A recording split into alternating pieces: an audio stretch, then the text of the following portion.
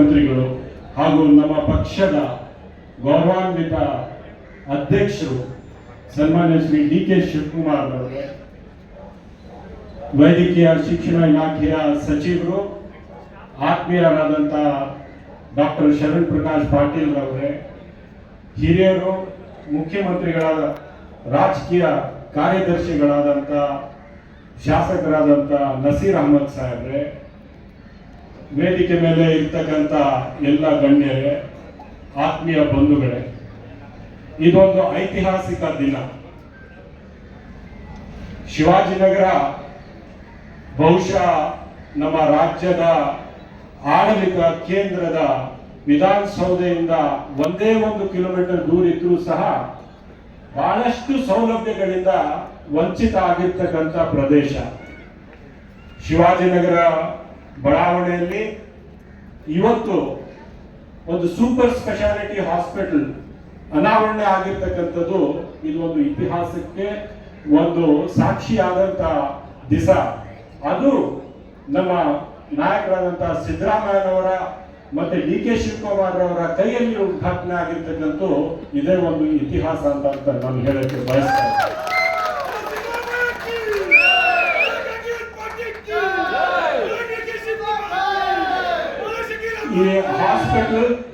ಈ ಹಾಸ್ಪಿಟಲ್ ಬರೀ ಶಿವಾಜಿನಗರ ಕ್ಷೇತ್ರದ ಜನರಿಗೆ ಮಾತ್ರ ಅಲ್ಲ, ಬಹುಶಃ ಬೆಂಗಳೂರಿನ ಈ ಭಾಗದಲ್ಲಿ ಯಾವುದೇ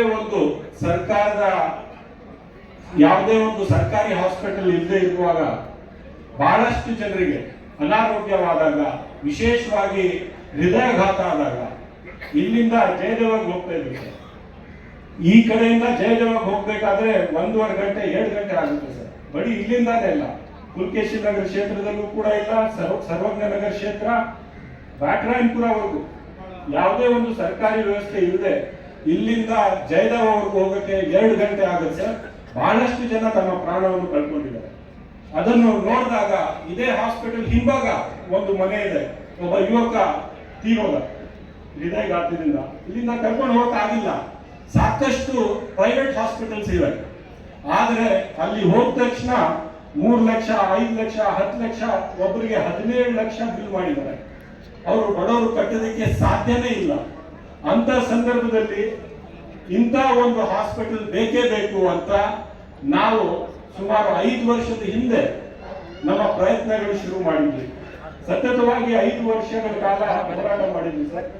ಮತ್ತೆ ಇನ್ಫೋಸಿಸ್ನ ಫೌಂಡೇಶನ್ ವತಿಯಿಂದ ಶ್ರೀಮತಿ ಸುಧಾಮೂರ್ತಿ ಅವರು ನಮ್ಮ ರಿಕ್ವೆಸ್ಟ್ಗೆ ಅವರು ಒಪ್ಕೊಂಡು 11 ಕೋಟಿ ಸ್ಯಾಂಕ್ಷನ್ ಮಾಡಿ ಎಲ್ಲ ಇನ್ಫ್ರಾಸ್ಟ್ರಕ್ಚರ್ ಮಾಡಿಕೊಟ್ಟಿದ್ರು.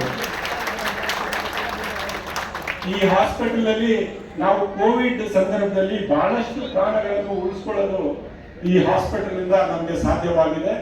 ಅದ್ರ ಜೊತೆಗೆ ಸರ್, ಇಡೀ ಈಸ್ಟ್ ಬ್ಯಾಂಗ್ಳೂರ್ ಏನಿದೆ ಸರ್, ಅತಿ ಹೆಚ್ಚಿನ ಸಂಖ್ಯೆಯಲ್ಲಿ ಹಿಂದುಳಿದ ವರ್ಗದವರು, ಅತಿ ಹೆಚ್ಚಿನ ಸಂಖ್ಯೆಯಲ್ಲಿ ಅಲ್ಪಸಂಖ್ಯಾತರು, ದಲಿತ ಸಮುದಾಯದವರು, ಮತ್ತೆ ಮಧ್ಯಮ ಮತ್ತೆ ಅದಕ್ಕಿಂತ ಕೆಳಗಡೆ ಇರ್ತಕ್ಕಂಥ ಆ ವರ್ಗದ ಜನ, ಯಾವ ಜನರ ಪರವಾಗಿ ನೀವು ಸತತವಾಗಿ ನಿಮ್ಮ ರಾಜಕೀಯದ ಜೀವನದಲ್ಲಿ ಹೋರಾಟ ಮಾಡ್ಕೊಂಡು ಬಂದಿದ್ದೀರಿ, ಅದೇ ವರ್ಗದ ಜನ ಈಸ್ಟರ್ನ್ ಬ್ಯಾಂಗ್ಳೂರಲ್ಲಿ ಅತಿ ಹೆಚ್ಚಿನ ಜನಸಂಖ್ಯೆಯಲ್ಲಿ ಇರ್ತಕ್ಕಂಥವ್ರು. ಅಂತ ಜನಸಂಖ್ಯೆ ಇರ್ತಕ್ಕಂಥ ಪ್ರದೇಶಕ್ಕೆ ತಾವು ನಮ್ಮ ಸರ್ಕಾರ ಬಂದ ತಕ್ಷಣ ನಾನು ಸಿದ್ದರಾಮಯ್ಯ ಸಾಹೇಬ್ರ ಹತ್ರ ಡಾಕ್ಟರ್ ಶರಣ್ ಪ್ರಕಾಶ್ ಪಾಟೀಲ್ ಅವ್ರಿಗೆ ಮಾತಾಡ್ಕೊಂಡು ಕರ್ಕೊಂಡು ಹೋಗಿ ನಮ್ಮ ಮುಖ್ಯಮಂತ್ರಿಗಳಾದಂಥ ಸಿದ್ದರಾಮಯ್ಯ ಹತ್ರ ಹೋದಾಗ ಮತ್ತೆ ಡಿ ಕೆ ಶಿವಕುಮಾರ್ ಅವರ ಹತ್ರ ಹೋದಾಗ ಒಂದೇ ಒಂದು ರಿಕ್ವೆಸ್ಟ್ಗೆ, ಒಂದೇ ಒಂದು ಮನವಿಗೆ, ಹೌದು ನಾವು ಅಪ್ರೂವ್ ಮಾಡಿಕೊಡ್ತೀವಿ ಅಂತ ಹೇಳಿ ನಾವು ಮನವಿ ಕೊಟ್ಟಿದ್ದು ಒಂದೇ ತಿಂಗಳೊಳಗೆ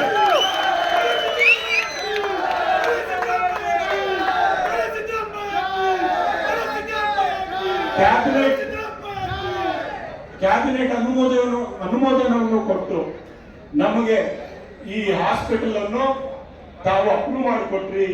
ಇದು ನಡೆಸೋದಕ್ಕೆ ಬಜೆಟ್ ಕೊಟ್ರಿ. ಡಾಕ್ಟರ್ಸ್, ಟೆಕ್ನಿಷಿಯನ್ಸ್ ಮತ್ತೆ ಎಲ್ಲ ಸಿಬ್ಬಂದಿಗಳಿಗೆ ನೀವು ರೆಕ್ರೂಟ್ ಮಾಡೋದಕ್ಕೆ ಅನುಮತಿ ಕೊಟ್ರಿ.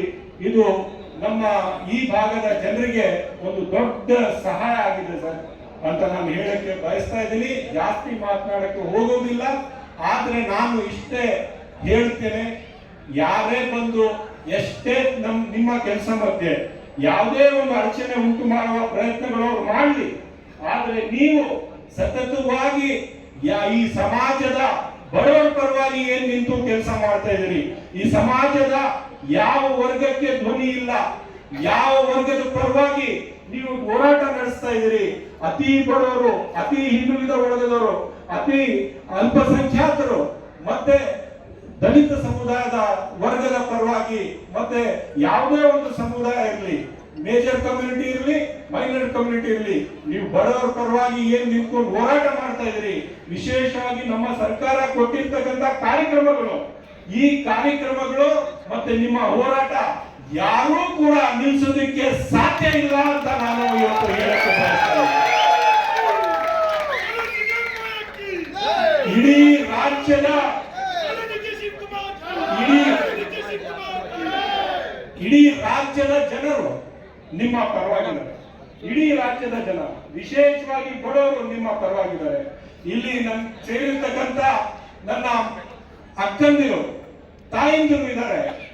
ಯಾರ್ಯಾರಿಗೆ BPL ಕಾರ್ಡ್ ಇದೆ ಅವ್ರೆಲ್ಲರಿಗೆ ತಿಂಗಳಿಗೆ 2,000 ಗೃಹಲಕ್ಷ್ಮಿಯ ಅನುದಾನ ಸಿಗ್ತಾ ಇದೆಯಾ ಇಲ್ವಾ ಹೇಳಿ? ಯಾರು ಕೊಡ್ತಾ ಇರ್ತಕ್ಕಂಥದ್ದು?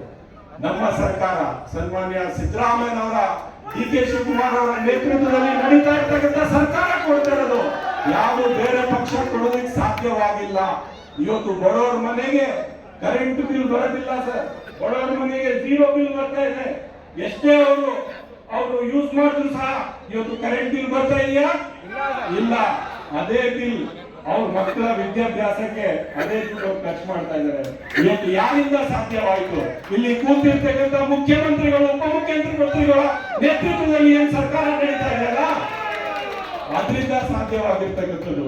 ಇವತ್ತು ನೀವು ಕೊಟ್ಟಿರ್ತಕ್ಕಂಥ ಸೌಲಭ್ಯಗಳು, ಇವತ್ತು ವಿಶೇಷವಾಗಿ ಈ ರಾಜ್ಯದ ಅಭಿವೃದ್ಧಿಗೆ ನಿಮ್ಮ ಆಡಳಿತವನ್ನು ನೋಡಿ ಹೊರಗಡೆಯಿಂದ ಇನ್ವೆಸ್ಟ್ಮೆಂಟ್ ಏನ್ ಬರ್ತಾ ಇದೆ, ಈ ರಾಜ್ಯದ ಪ್ರಗತಿ ಏನಾಗ್ತಾ ಇದೆ, ಆ ಪ್ರಗತಿಯಿಂದ ಬರ್ತಕ್ಕಂಥ ಹಣವನ್ನು ನೀವು ಇಂಥ ವರ್ಗಕ್ಕೆ ನೀವು ಏನು ಖರ್ಚು ಮಾಡ್ತಾ ಇದ್ರಿ, ಅದರ ವಿರುದ್ಧವಾಗಿ ಬಹಳಷ್ಟು ಜನ ಷಡ್ಯಂತ್ರವನ್ನು ರಚನೆ ಮಾಡಿ ನಿಮ್ಮ ವಿರುದ್ಧ ನಿಮ್ಮ ಬದ್ಧತೆ ಅನ್ನು ನೀವು ಕಡಿಮೆ ಮಾಡ್ಬೇಕಂತ ಪ್ರಯತ್ನ ಮಾಡ್ತಾ ಇದ್ದಾರೆ. ಅವ್ರು ಯಾವ ಕಾರಣಕ್ಕೂ ಅದರಲ್ಲಿ ಅವ್ರಿಗೆ ಯಶಸ್ಸು ಸಿಗಲಿಲ್ಲ ಅಂತ ನಾನು ಹೇಳಿ, ಈ ರಾಜ್ಯದ ಜನರ ಆಶೀರ್ವಾದ ನಿಮ್ಮ ಮೇಲೆ ಇದೆ ಅಂತ ಹೇಳಿ ಮತ್ತೊಮ್ಮೆ ತಮ್ಮೆಲ್ಲರಿಗೂ, ತಾವು ವಿಶೇಷವಾಗಿ ಮುಖ್ಯಮಂತ್ರಿಗಳಿಗೆ ಮತ್ತೆ ಉಪಮುಖ್ಯಮಂತ್ರಿಗಳಿಗೆ, ಯಾಕಂದ್ರೆ ಈ ಕಟ್ಟಡ BBMP ವತಿಯಿಂದ ಕಟ್ಟಿರ್ತಕ್ಕಂಥ ಕಟ್ಟಡ, ನಾನು ಫಸ್ಟ್ ಟೈಮ್ MLA ಆಗಿ ಬಂದ ಸಮಯದಲ್ಲಿ ಈ ಕಟ್ಟಡ ಹಾಗೆ ನಿಂತಿದ್ದು ಸರ್. ನಾನು ಕಟ್ಟಿದ ಕಟ್ಟಡ ಅಲ್ಲ, ಅಂದ್ರೆ ಒಂದು ಸ್ಟ್ರಕ್ಚರ್ ಆಗಿ ನಿಂತಿದ್ದು. ಆ ಸ್ಟ್ರಕ್ಚರ್ ಅನ್ನು ಇವತ್ತು ಹಾಸ್ಪಿಟಲ್ ಮಾಡಿ ಪರಿವರ್ತನೆ ಮಾಡೋದಕ್ಕೆ ನಿಮ್ಮ ಸಹಾಯ, ನಿಮ್ಮ ಸಹಕಾರ, ನಿಮ್ಮ ಆಶೀರ್ವಾದ ಬೇಕಾಗಿತ್ತು. ಅದು ತಾವು ಕೊಟ್ಟಿದ್ದೀರಿ, ಅದಕ್ಕೆ ಧನ್ಯವಾದಗಳನ್ನು ಅಂತ ನಾನು ಹೇಳಕ್ಕೆ ಬಯಸ್ತಾ ಇದ್ದೀನಿ.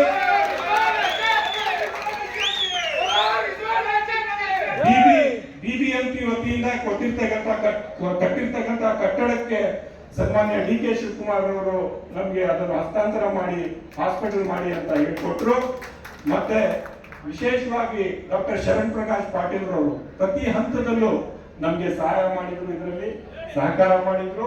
तमके धन्यवाद हेल्ता भाइयों बहनों नौजवान साथियों, मैं इतना कहना चाहूंगा कि आज एक तारीखी दिन है। ये शिवाजी नगर के लिए नहीं, इस बेंगलुरु के इस एरिया में पूरे ईस्टर्न बेंगलुरु के जो लोग हैं सबके लिए ये हॉस्पिटल खुली है। लेकिन मैं आपसे कहना चाहूंगा कि शिवाजी नगर की तरक्की में एक बहुत बड़ा कदम है। आज शिवाजी नगर के अंदर एक सुपर स्पेशलिटी हॉस्पिटल एक अच्छी तरीके से बनकर खड़ा हुआ है। आप यहाँ से जयदेवा, निमहांस, विक्टोरिया जाकर परेशान होकर वहां घूम रहे थे, आज वही सहूलियत हमारे मोहल्ले के अंदर हमारे सामने खड़ी है। ये आप सबकी खिदमत के लिए, आप सबकी सेहत को मद्देनजर रखते हुए जनाब सिद्धरामैया साहब, जनाब DK शिवकुमार साहब और डॉक्टर शरण प्रकाश पाटिल साहब की मदद से हमने ये हॉस्पिटल तैयार की है। और मुझे पूरी उम्मीद है कि शिवाजी नगर की सेहत तंदुरुस्ती के लिए आने वाले दिनों में ये काम बहुत तारीखी काम रहेगा और आने वाले दिनों में इसको याद किया जाएगा। इतना कहते हुए मैं अपनी बात खत्म करता हूं। शुक्रिया, धन्यवाद।